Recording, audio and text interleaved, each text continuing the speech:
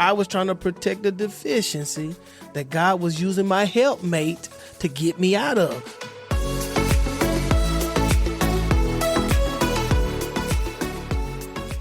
Welcome to the Created to Be podcast. I'm one of your hosts, Bethany, and this is part 2 of the conversation that we had with Mary Ashley Culpepper. We pick up in the conversation with our stretch time about best and worst marriage advice. Enjoy. All right, so stretch time, best and worst marriage advice. See if you've heard some of this. We'll start with worst first. How about that? Never go to bed angry. Do you think that's good or bad advice? That's good advice to me. I like this because it says, sometimes people are exhausted, emotional, and overstimulated. A late night argument at 1 a.m. rarely produces wisdom. Sleep is a healthy move. I agree. This is one that I kind of wrestled with because there is a verse that talks about like, don't let the sun go down on your anger, on your wrath. And give the enemy a foothold or whatever. But like there are times where we would be mad. And we have way more relational maturity and skills now to where we could probably navigate that. But early on, that would have produced 10 times worse the conflict. But because of that verse, you feel obligated to talk about it. So I thought that was really interesting. Well, the better advice, because I don't think that's maybe worst. Yeah. But the better advice would be like, okay, let's have a conversation on when to revisit this. Mm-hmm. Yeah, like we're not at a good place right now to do it, but let's revisit plan this tomorrow to schedule this. After we sleep, and then You can agree with that, Darius? I can agree because I feel like even with that, you may not be in the piece, but you're going in the direction of it. Yeah. You get what I mean? So it's like I'm not just going to bed because like I'm that, and you said something too over time. Yeah.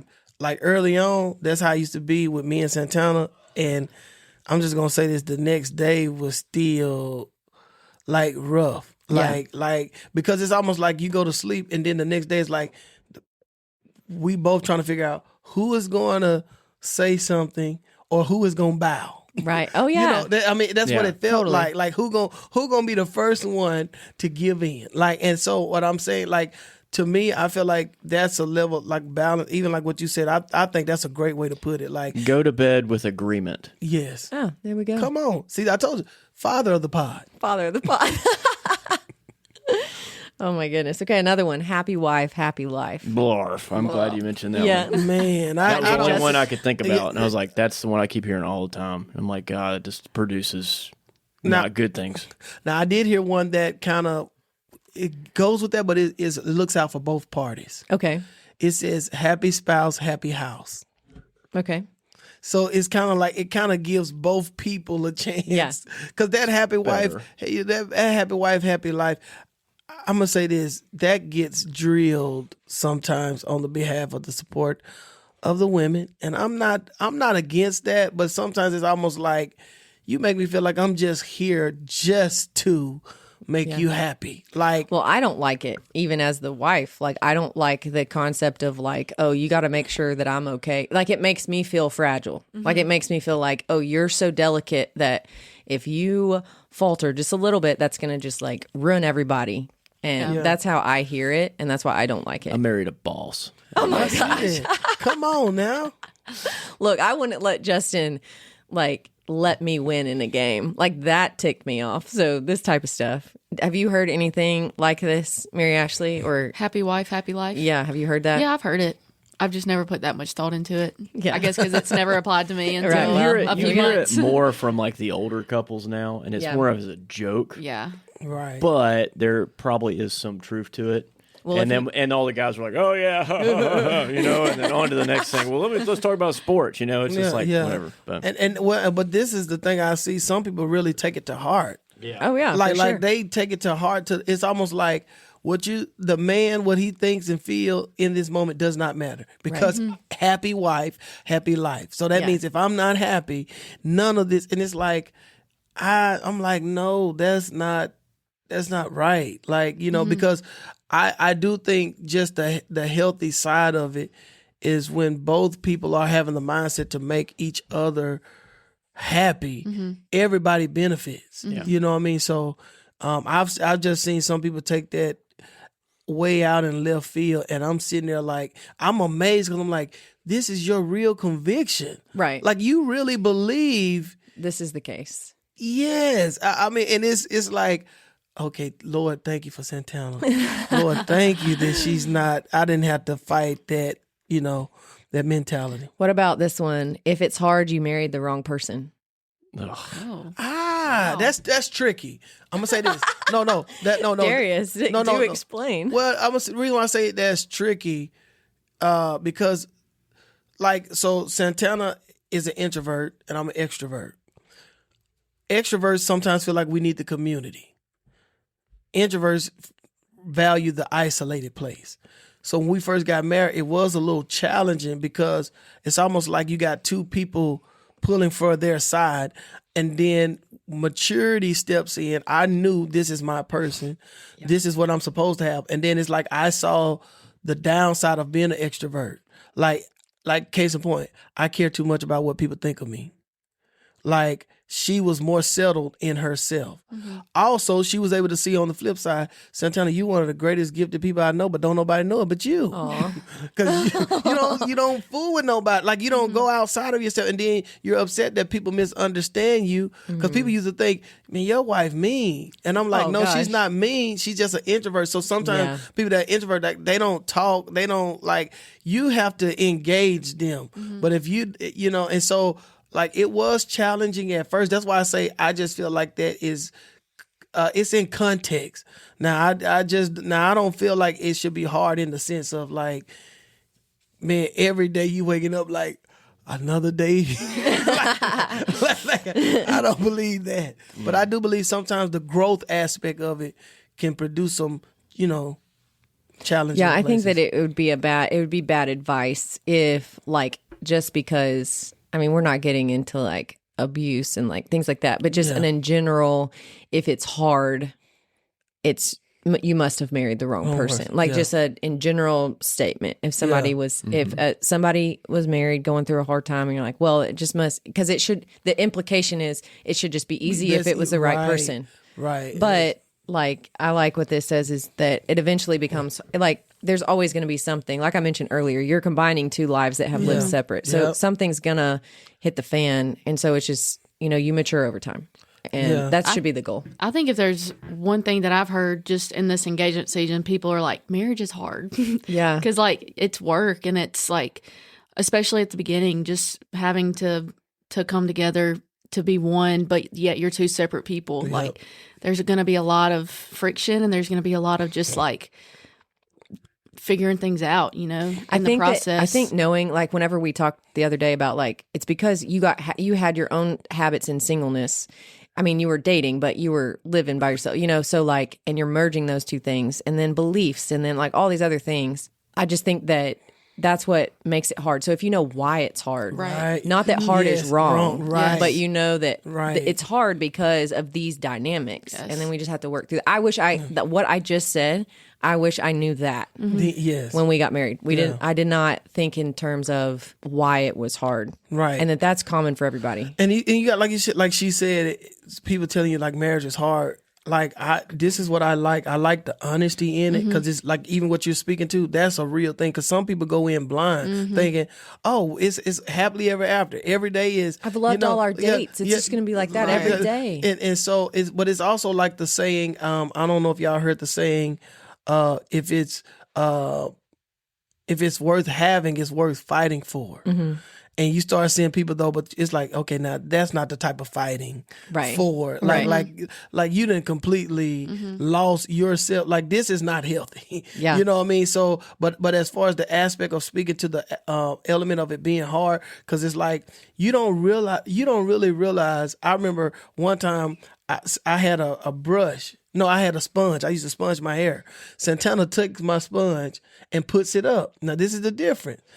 I kind of live just a male. I was an alpha. I just put my sponge wherever the sponge is set down. That's where it's gonna be. Well, no, it has a place. Listen, well, see, this is with her. She was all clean and neat. So one day I'm going to work and I cannot find, and I'm going crazy. Then I go to to the store to buy another one, but the one I got at home is already broke in, so it's like, I'm calling her. I'm like, so she's like, babe, how's your morning going? It's been rough. It's terrible. I can't find my sponge. I'm like, I can't find my sponge. She's like, oh, that's, but it's just under the cabinet. Why you didn't tell me? But what you start realizing is when I was by myself, I had no problem with me. Right. But now another person is exposing to some of the things you're gonna have to shift and change, and it's like, oh my God, this is it's hard, but not hard in the sense of like I can't change, but it's hard in the aspect of, like you said, formation. Yeah. The two becoming one. Yeah, it is hard. So some of the best marriage advice. You're on the same team. Great advice. Great advice. You're not my opponent. You're my teammate. Yeah, and you don't always need a winner in an argument. And I also think that there's not always. I'm gonna make a disclaimer. Sometimes it is obviously someone's fault. Justin could pitch stories at me, but this would be an example. He accidentally left Abby at softball practice, and I left the house and said, "Now you're gonna go get Abby, right?" And he said, yes. And I left to come to FCA. Well, then the whole thing panned out where he forgot. And to be fair, Ben was having some stomach issues that night. So he got caught up in that. Well, when Abby got in the car, or when I saw her later, she was like, you left me at softball. And I wouldn't normally say this, but I was like, no, Dad left you. Yeah. Because it was obviously, but that's not what I'm talking about. I'm just kind of picking. But that's one thing I think I would have loved to know earlier too. Abby is a daddy's girl though, so yeah, she's gonna favor. Yeah, she's gonna come hard at me. Sometimes just that you're working together to try to get to a conclusion. It's not always that someone has to be blamed or at fault. And I want to say this to MA: take this with you, because this is something I had to learn. Communication is not just talking. It is getting an understanding. Yes. Because sometimes people say, we're communicating. No, it's not just talking, but it's getting an understanding. And I had to learn that quick, because me and Santana may be having a argument about something, and I'm trying to figure out, how are you getting this? I said this. How did you get that? I would because we hear something different. And that's what would be challenging for me until I started realizing, okay, Darius, you can't just think because you're talking about it. No, the aim is to get an understanding, which would help me come off my throne of how I feel, to try to side or get in her shoes and say, okay, how could she have taken this, and vice versa. And over time, I just started seeing for us, it helped mature us. Yeah. And not just with each other. I will tell you this, even learning to work through things as a marriage, it helps you work with other people better. Oh, for sure. Because it's like, because you learn to value someone else's stance, even if it's not something that you wholeheartedly agree with, but for the aspect of moving together better, it's like I can understand where you're coming from. And so that's something that I had to learn. And me and Santana, we hardly ever just have real arguments now over time compared to when we first got married, because we've learned each other. And so, but I would tell you that even when it comes to your husband, not just what you say, but how you say it, valuing. Because sometimes men, it's almost like we move like we don't have feelings, or that don't bother me. Sometimes certain stuff can bother you. And so learning to have that conversation where I want to protect your feelings. I want to tell you the truth, but I also want you to know I'm not just trying to be condescending, and so. I also had this picture just now as we were talking of ping pong, the ball's coming to you. I say something and it comes to you. And then now you get a chance to handle that and then send it back to me. And that's how conversation I think is supposed to kind of go, is I've got some data and I'm going to throw it out there, and then you're going to add to it or take away, and then you come back, and then we just keep going back and forth. And then kill shot. In Justin's version. Yes. That's funny. Kill shot. Wow. That's not what I meant. I need a better analogy, but that's the only picture I had. But I was just thinking the back and forth is to get to that point where it's together we have finally created what we're trying to talk about. Right. This is what, whatever it is. Let's see. We're going to just... It's more like paddle ball at the beach. We're trying to hit it back and forth as many times as we possibly can. Yes. Oh, I forgot about that. See, that's probably a more fun of it, game. right? That is fun. Yeah, so I think we'll just say this one and then we'll move on. But because I like this, apologize specifically. Yeah. So I'm sorry you felt hurt is not the same as I was dismissive when you were trying to explain something important. I wish we had that early. Say it again. Saying I'm sorry you felt hurt versus I was dismissive when you were trying to explain something important. Like instead of saying I'm sorry you felt that way, but saying like owning up to what you did. I'm sorry you're insecure, Darius. But what I was saying is this. But see, that's hard for me. Why? This is a session for Darius right now. Man, it's not. I don't want to say it's kidding. hard. No. You're right. I'm not saying that it's hard for me to apologize. Okay. But it's like I'm gonna say this. We went through a season in my marriage where I could tell Santana wasn't being completely honest with me in a certain space. Yeah. Because she didn't like the monster I would become after her telling me the truth. Yeah. You get what I'm saying? But then it got to a point where it's like, babe, why you ain't telling me? Or why you didn't say nothing? And then she was, well, and then eventually she tells me. And so sometimes like in that particular space, it's almost like I'm trying to protect a deficiency that God is trying to use her to help me get out of. Mm-hmm.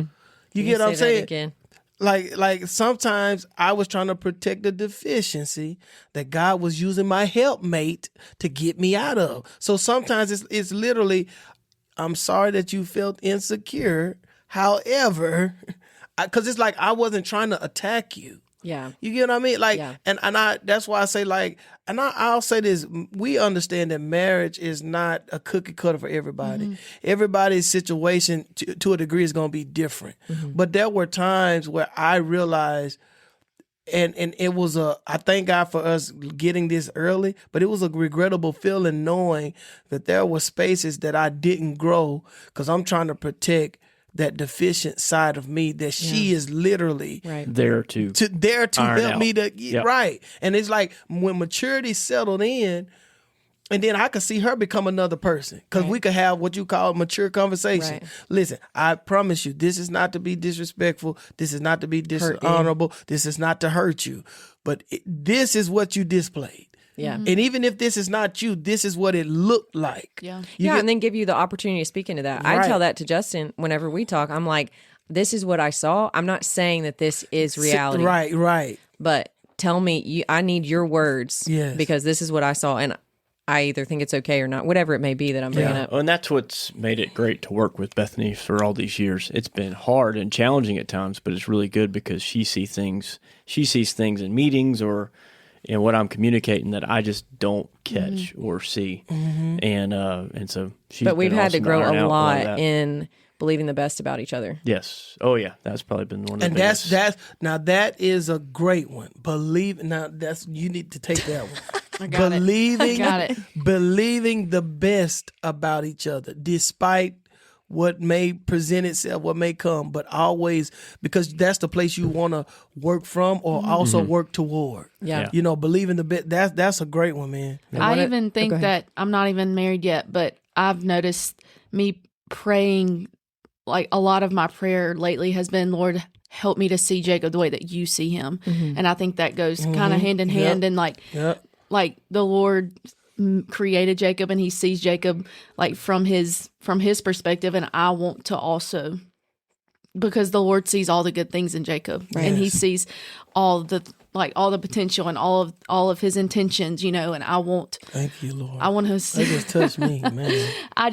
And that's kind of been my prayer, and I hope it continues to be my prayer, because I think that's how you do see the best. And that's one thing I was sharing with Mary Ashley, and I've shared with a few other people that touched me in a Bible Project podcast, was like, it was talking about God's relationship with David and how the covenant worked on God related to David as if it was his best day, even if it was his worst. Gotcha. Mm-hmm.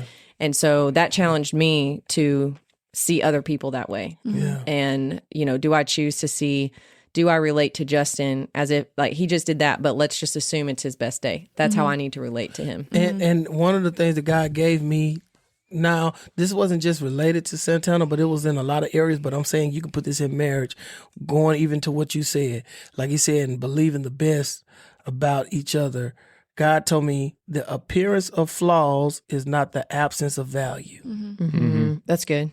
So just because I see a place of deficiency, it doesn't dilute the greatness of that particular individual. Right. You know, we all truthfully have something to improve on. Right. So just because I have to be improved here doesn't take away from all of the things that I am sufficient in over there. But that's what it can feel like initially when we're challenged. Yeah. Like that's what we go into. Let me protect this over here. Because this is who I believe I am. Yes. And it doesn't mean when somebody brings it up that you're not that person. And while we're talking, that's what I think sometimes we miss marriages for. It's a help me. It's to help us to become the best version of ourselves. Our spouses help us to become who we are meant to be holistically, not just for them, but everywhere we go. Like Santana, I tell people this all the time because she's behind the scenes. I tell people, I am the manifestation of her private work. Not just the work of God, but the work of her. Like we by ourselves, she's telling me, Darius, you're not like you wasn't humble. Darius, you're not humble right now. Or Darius, you're not showing. You got to do better in this. Like what is? And it's like it's gotten to the point where I realize I'm better because of her. Right. You know what I mean? And so, and I believe because of her conviction about the best of who I am, it helps her put the work in to help me to continue to become better. Yeah. She's convicted about the person I am. So it's like I don't mind helping or doing what I can to help continue to improve what I know you already are. Yeah. You know, and so That's good. Yeah. That's good. It's really good. So, at some point in your life, whether you're getting married or whether you're in the season of, we're in spring, graduation's happening right now, like people are going to transition to different jobs over the summer, maybe come back to Mississippi State, whatever it may be, you're going to have people give you either solicited or unsolicited advice. Yeah. About what career you're going to take, where you're going to live, what you're going to major in, like all the things. So as we wrap up here, I just was going to mention, like, where does advice generally come from? A lot of times it can come from how a person was raised. That will influence what they pass on, what they've experienced, who they admire, and what voices they consume consistently. So those things normally are, those spaces are normally family, friends, pastors, church, social media, books, personal experience, culture, and entertainment, maybe therapy if you go to therapy, or community influence. So you have all these things factor in to how someone will pass on advice, and if it worked for them or they perceive like it worked for them, then it's hard to move the needle on that. Like, especially if you're in a marriage and they're like, oh yeah, well that worked for me, so no need changing it now. Yeah.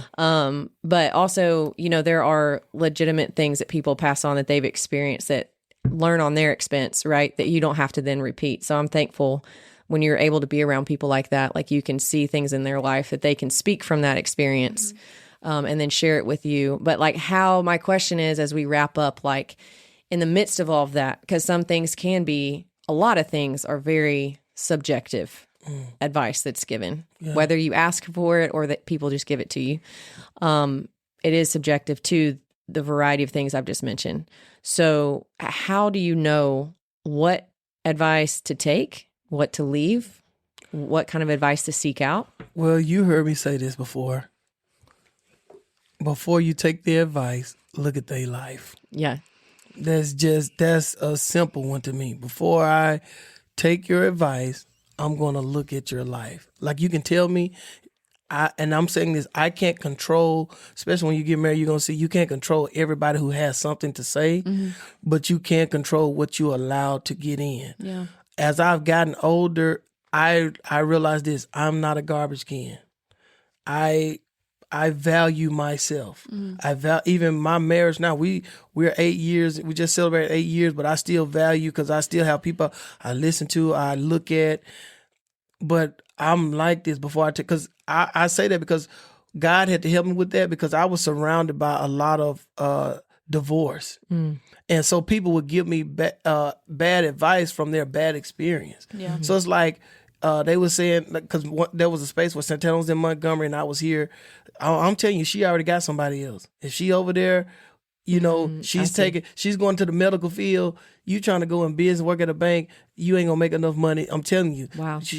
People were telling you that? Yes. Wow. Like because they was like, oh yeah, she's 4 hours away. Oh, but it's because they have experienced that. Yeah. Or they know somebody else who experienced that. So it's just started hitting me like before God spoke that to me, before I take their advice, look at their life. Yeah. If especially if they have had bad experiences and they're not giving you warning, and when I say warning, it's like I've had somebody literally come to me.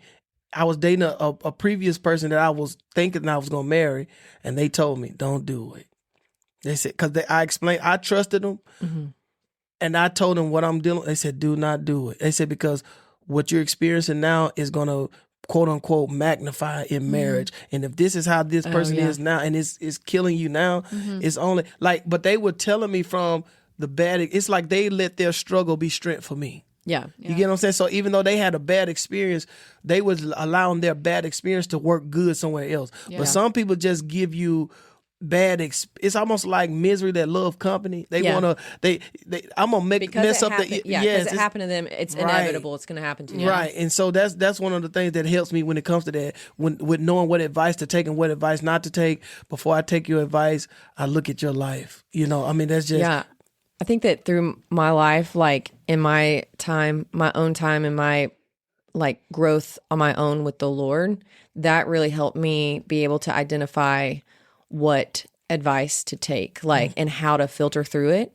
Because even when I would go to church, it was like I would already have been reading and writing some stuff down, and then the pastor might say something that was similar to what I had read. And so it wasn't like this outside source was the first thing that entertained my mind, and then I validated it somewhere else. It was like I was already kind of hearing this thing. And so then it's a little bit disorienting if you hear something different. Yeah. So like, for instance, people would say, we got married right after like we graduated. So I had literally just turned 21 in September. We got married in December. And I don't know how many people, and I don't know exactly how they said it, but it was basically this idea, however they worded it, was like, oh, you're throwing your life away. Yep. Like you're 21. Too young. Yeah, you're too young. You've got so much. And it was conflicting to me because I was convinced that, and I don't know in what way, but just in my own time with the Lord, like that something about me and Justin coming together and getting married at that time, there was something more significant we were going to be able to do together than if we stayed single and separate. Wow. And so I had already that in my mind. And so then when someone's like, oh, blah, blah, blah. Yes, maybe in some cases, some people are not ready to get married at 21. Right. But that's not what I was hearing. Right. And so I think if I didn't have that to engage with on my own, it would have, I mean, it was already still a little bit like, oh gosh, because these people are older than me. They do have more experience than me. But whenever I realized that's not what I'm hearing, it just helped me discern. Yeah. And I'm in the back going, thanks for the support, guys. Right. Throwing her life away. Thanks. Yeah. But also in a way of not even throwing a life, but like, it's going to be so boring, or it's going to be, like you could do so many more things, and I'm like, because I was never that person that was like, I got to go find a husband. So that was really not like my plan, but that's what unfolded. And so, but anyways, any other things before, as we wrap up, how you decide what advice to take, what advice you decide to leave, like what helps you do that? Well, I think you got to be on the same page with your spouse on what you take. But even personally in your life too, though? Yeah, I think so too. I mean, it comes down to the fruit of the guys. Like, I mean, you watch these guys, what they're modeling, you see the fruit of their kids and how their kids respond to them. I think that's a big one for me. How do your kids respond to you? What do your kids say about you? So like I would get advice from people that were like my dad's age, about different things, but I would know their kids. And so sometimes when you see that disconnect, it's kind of like, well, kind of makes you think about it a little bit more. Yeah, maybe considering who's in their life, like consistently. Like I was even thinking like a coach who's around their athletes all the time. If you see a healthy relationship in that dynamic, it probably makes you more trusting of that coach. Yeah. Because they're being exposed all the time to these people. So it would, they could be a determination of that character, legitimacy of that character. Anything else?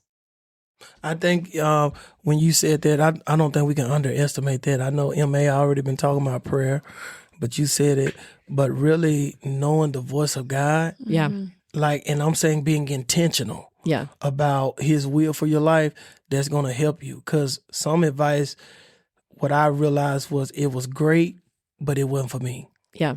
You know, like you said. But even people can throw. I I was don't want to about to get say it. the I don't same want to. thing. I don't Yeah. want to get in the weeds on this. But No, even you're some good. people can know the Bible and like throw advice from the Bible around. Like we were talking. We just said there's a verse that talks about don't go to bed angry, right. and so they could take that very literally. But then you don't give you space to kind of think Right. through. Like logically, though, if I'm Right. boiling mad, Right. is this the best Best time, right. Yeah. Like, so how do I still take this advice, take this wisdom, that's probably a better word, from the scriptures and maturely apply it, you know? And that's why I think when Justin said what he said, I had never heard it that way. Even though I have exemplified it, but I didn't hear it like that. But that's why I say when you grow in your own relationship with God, he kind of gives you, like you was talking about when you was already writing certain stuff down and then you're hearing it at church. Like I'm saying, you are hearing the voice of God to know when someone says something contrary, okay, this is not in alignment with what God has been speaking. Yeah. Even if it's good, Right. like even Right. if it's something good or something great, but it's like, okay, that's not, you know, what he's speaking for my life. Yeah. You know what I mean? And we got to determine if it's for now or if it's for later. I think that's another thing too. I So actually- good advice, not yet though. All right, now I'll give you an example. I was at a speaking engagement. I think me and Bethany were there, and we got asked to be a part of a speaking engagement with two other couples older than us, and it was talking to younger kids about marriage and relationship stuff or whatever.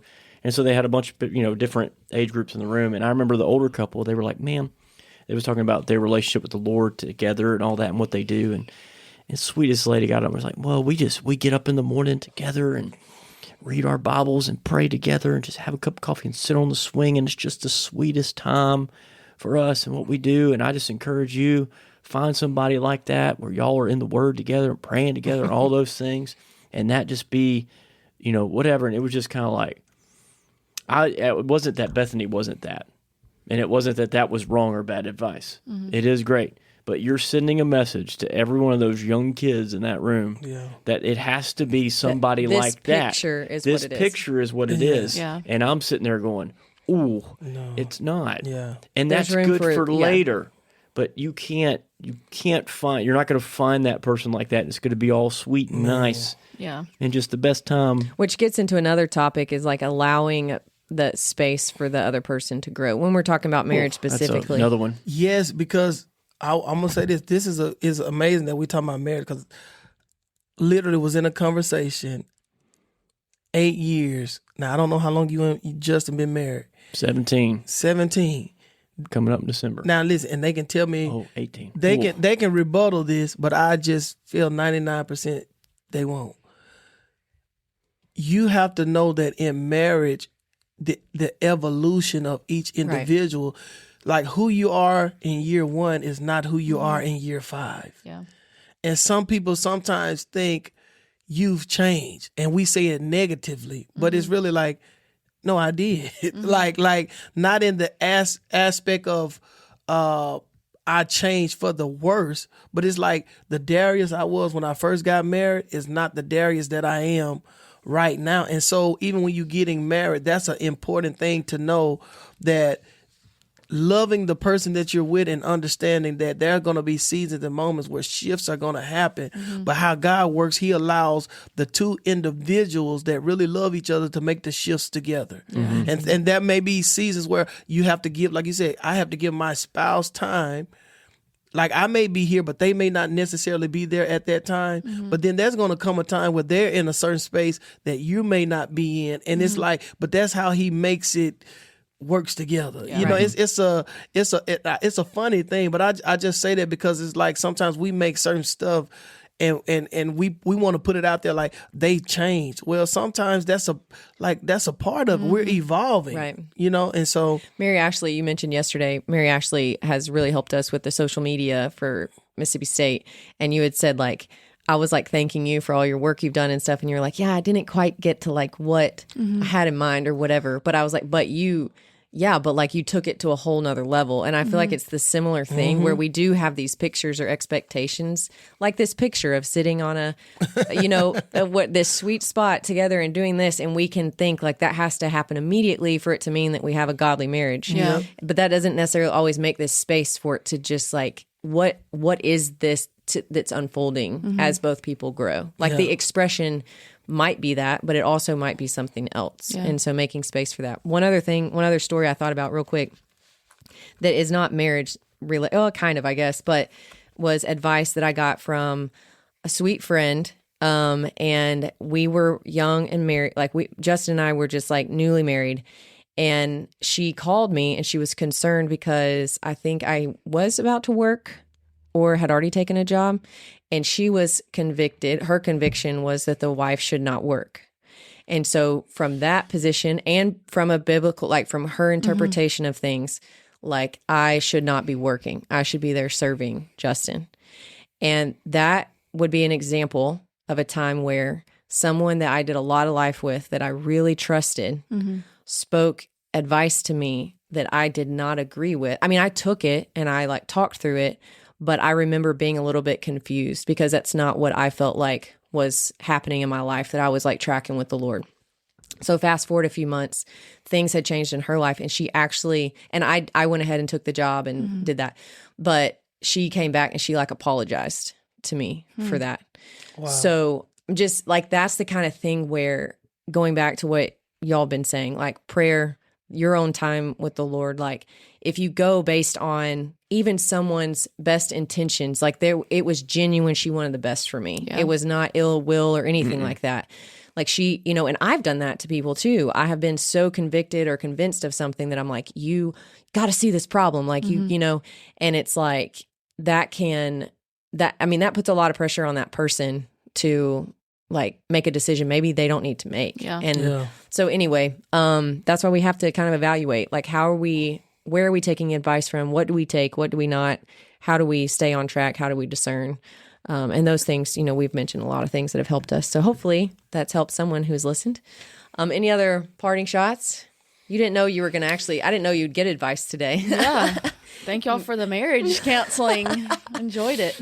Yeah, man, we enjoyed you today. You are so great. I really enjoyed a lot of the work you've put in, and even just stepping into marriage and how you just have evolved into the person that you are. And we always, since I've been here, we've worked with so many different gifted people, but you are so gifted, can do a lot.